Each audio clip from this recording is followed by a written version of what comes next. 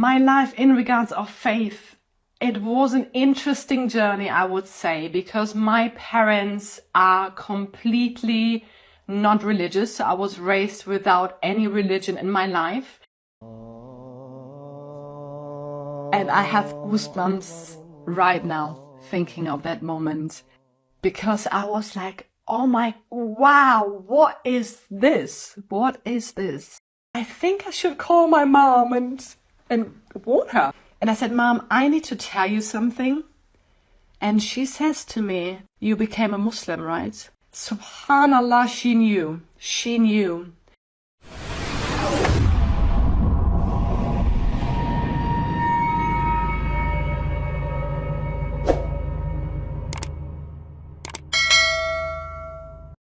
Assalamu alaikum wa rahmatullahi wa barakatuh. Jazakallah khair for having me. I'm very excited to be here today with you. My name is Luwernher. I'm originally from Germany, from Berlin, and I moved to London when I was 23.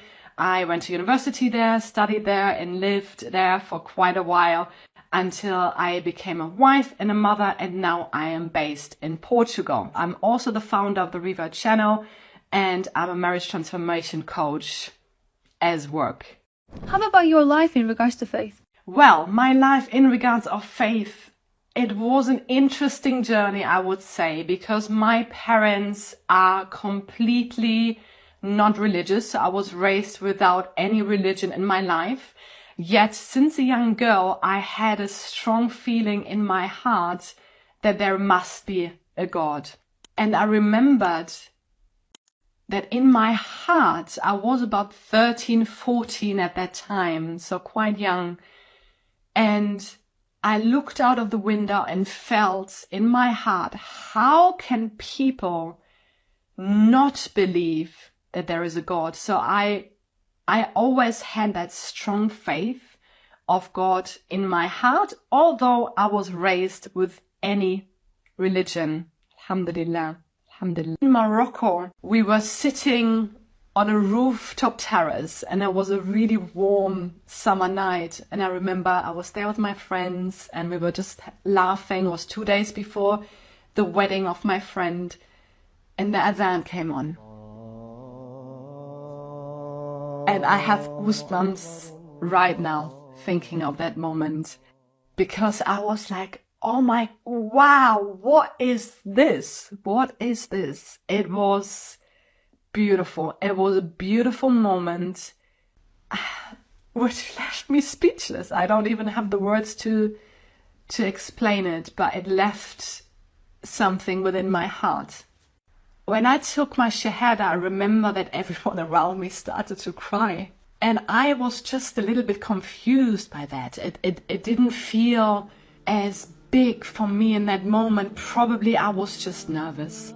And remembering leaving the masjid, my friend turned around and looked at me after about 10-15 minutes when we were walking towards the car, and she said to me, you are still wearing the scarf. And that moment I felt like not taking it off, although I know what I felt in my heart about an hour before. And it was, the feeling was almost like if I take my scarf off, I would be naked. And I continued to wear that scarf. And alhamdulillah, until today, 12 years later.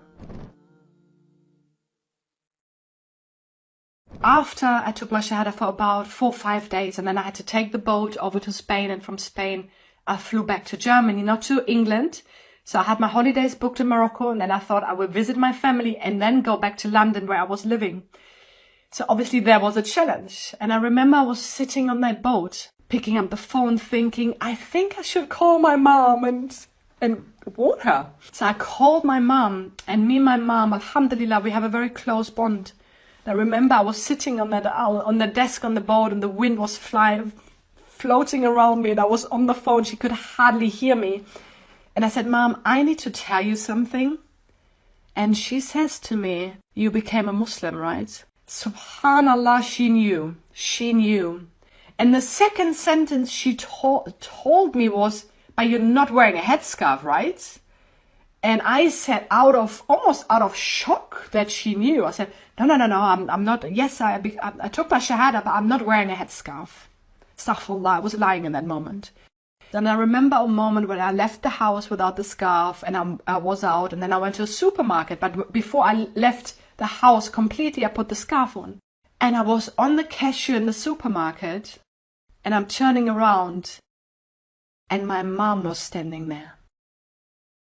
And she just burst into tears. She started to cry, and it was such a painful and embarrassing moment in a way, because the cashier was there and she got loud. She started to scream. She was crying, and I was just standing there, and it wasn't easy.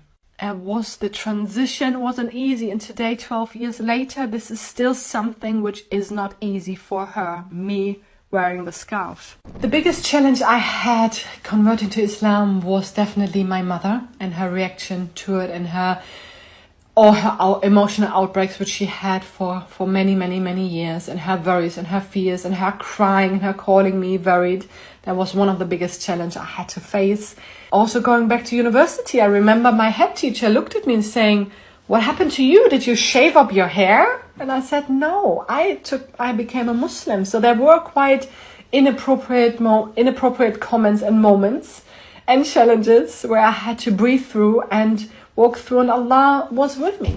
How did you manage to keep your faith, and what do you think a convert needs the most immediately after he or she becomes a Muslim? My faith was really through prayer, and I remember how many times I was on the prayer mat crying nearly every single day. It was not an easy journey, but prayer kept me through, and I just felt Allah's love with me throughout the whole journey. What I think is the most important thing for a new convert, for a new revert, is a community. Is a community to guide her, to guide him, to be there, and to also understand and to explain. The Quran was revealed over 23 years. We do not need to understand all our faith. We don't need to know everything overnight. We have time, and my journey is not equal like your journey. Your journey is different like their journeys, and it is really about taking things day by day and step by step. What do you want to say to a Muslim woman who is struggling about practicing her religion in this society? Never give up when you fall off the wagon. Never give up when you fail in your prayer. Never give up when your mother might not accept you after you convert. Never give up when your friends suddenly turn their back on you. Never give up when you might have to change your job. Never give up when you struggle to wear the hijab. Never give up, because know that Allah is there loving you so deeply.